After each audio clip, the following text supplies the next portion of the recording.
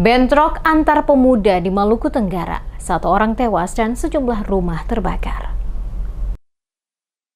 Bentrokan antar kelompok pemuda terjadi di Desa Danar, Kecamatan Kei Kecil, Timur Selatan, Kabupaten Maluku Tenggara sejak Jumat malam hingga pagi hari. Kepala Bidang Humas Polda Maluku, Rosita Umasuki, membenarkan peristiwa tersebut.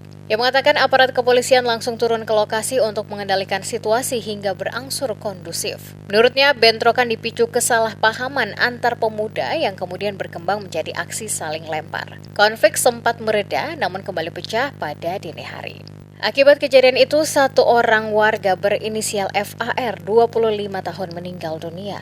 Selain itu, 6 orang mengalami luka-luka terdiri dari 3 anggota kepolisian dan 3 warga sipil. 3 anggota polisi yang terluka masing-masing Wakapolres Maluku Tenggara Jufri Jawa, Kasat Reskrim Barita Labesi, dan anggota Satsamapta Siswanto Sofyan. Sementara korban luka dari warga sipil berinisial FFH 22 tahun, MSS 17 tahun, dan AAR 37 tahun. Selain korban jiwa dan luka-luka, bentrokan juga menyebabkan kerusakan material. Data sementara mencatat 3 unit rumah terbakar, 4 rumah mengalami kerusakan berat, serta 1 unit sepeda motor hangus. Untuk mencegah bentrokan susulan, aparat kepolisian bersama personel BRIMOB melakukan penyekatan di sejumlah titik. Polisi juga mengedepankan pendekatan persuasif dengan melibatkan tokoh masyarakat, tokoh agama, dan pemerintah daerah.